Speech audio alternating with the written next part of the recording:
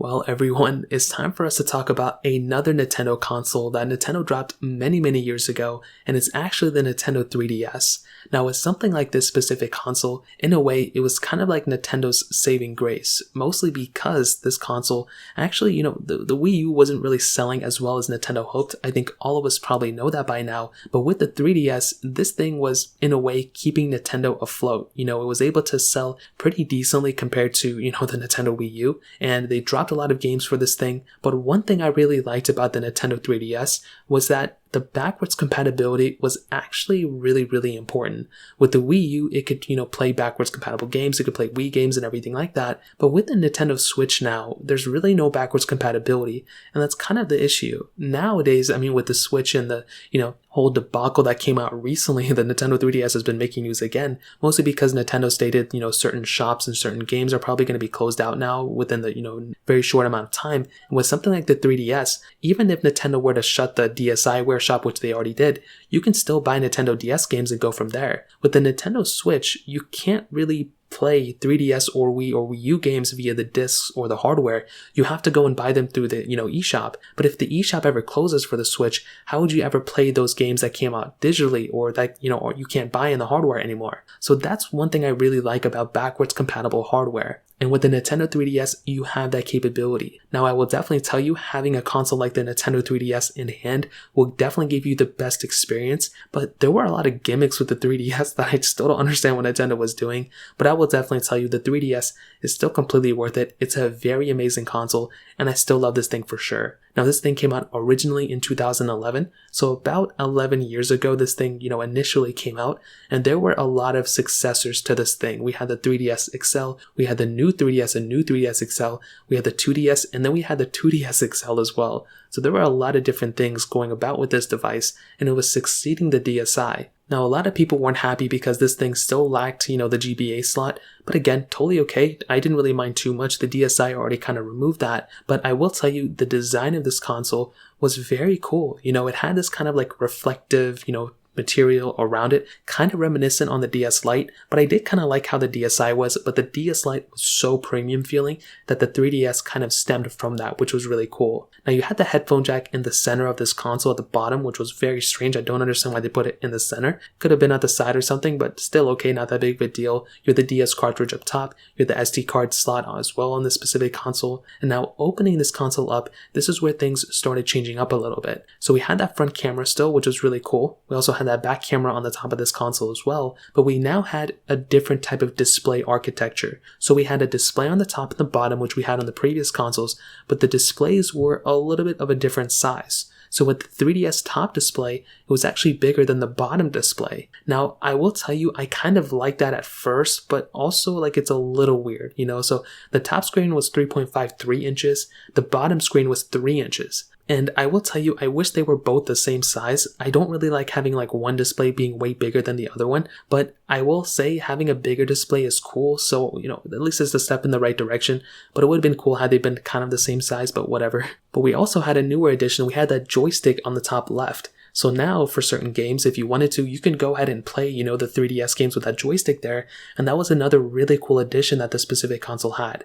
We had the D-pad, we had the buttons and everything like that. Then we had 3 extra buttons on the bottom. So we could go click our home button, we had our select button and our start button as well that were kind of embedded on the bottom portion of that display, and we had that power button as well. So just with the buttons and the selections we have there were some really cool improvements, and that was a really cool thing. The main competitor at this time for Nintendo was the PlayStation Vita, but also with the humongous amount of, mobile games that were coming out, Nintendo kind of had to, start taking initiative with the Nintendo 3DS and start separating it quite a bit from the mobile game counterparts that they came out with. And this kind of stemmed the Nintendo 3DS, like the 3D toggle, which was so strange, and I don't even know why they did this. Essentially, it was a way for us to go ahead and, play games in like a 3D way without having to use 3D glasses, and I don't really understand why Nintendo did this. I guess it was a cool marketing gimmick, but most people didn't really utilize it. And another thing is that for a lot of people, including myself, whenever I would actually play a 3DS game,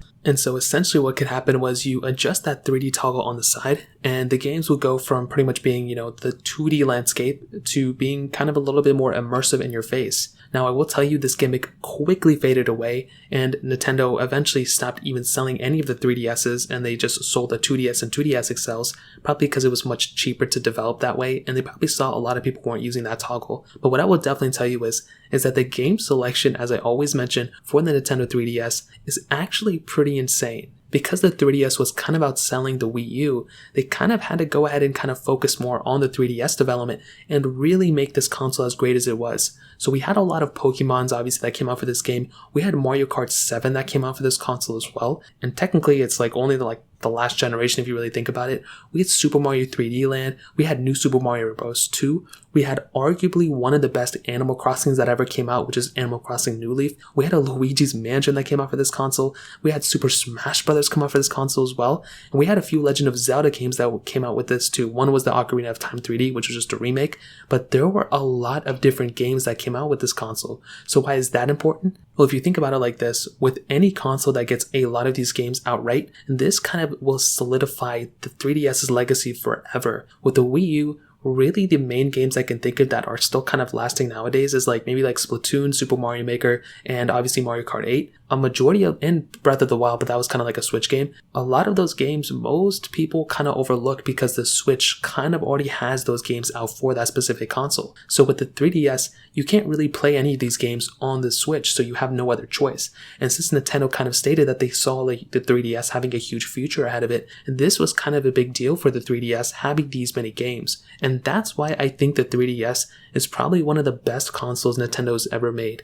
I don't necessarily think it is the best one. I think the Switch obviously takes the cake, and I think the Wii is probably up there too. But with the 3DS, for it being a portable console and for it being able to handle the graphic quality that it had, I think this is actually a really cool look for Nintendo, and I'm actually a humongous fan of this. I think all the gimmicks though were kind of weird. I didn't really like the 3D toggle, and I don't really want to hit on it a crazy amount because it was an option. It wasn't on by default, but it would have been cool had Nintendo kind of focused a little bit more maybe on the body itself and making it look a little bit more, different. Maybe, extending the display at the bottom too, or something like that, I feel like with the addition of that 3D toggle, it was a very, very, very gimmicky thing. One of the biggest gimmicks that I ever saw, the 3DS do, that Nintendo do in my opinion. But when I look at the game selection of this thing, when I look at the backwards compatibility, and when I look at the game nowadays and see how it's still being kind of represented in the Switch in some ways, but seeing some development for this console still kind of being there too a little bit, it's actually pretty insane that 11 years later, this console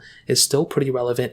Obviously, there's emulators and stuff that can play these games, but actually having the hardware is a different story. And I will say with something like the 3DS, for one, I'm actually really happy with this console. And if you don't have a 3DS, I would probably recommend picking one up and just kind of seeing where it goes, seeing where this console takes you. I think with the 3DS, or 3DS XL, 2DS, or 2DS XL, getting any of those consoles in your hands and, playing those games is actually a worthwhile experience. You can always mod your 3DS, you can always download emulators too, but having the hardware in front of you is actually really cool. So I will definitely tell you the 3DS about 11 years later, still completely worth it. I think it's an awesome console for sure. Maybe it's not the best console of all time, but it actually had a lot of games out for it, and in a way it was kind of keeping Nintendo afloat by selling a bunch of games and everything, because the Wii U really wasn't doing a whole lot better than a lot of other consoles they made. So I would love to hear your opinion on this. Let me know in the comment section below. Hit the like button, that means so much, but definitely hit that subscribe button. More importantly than everything else, I love every single one of you guys. Hopefully I'll catch you guys in the next video.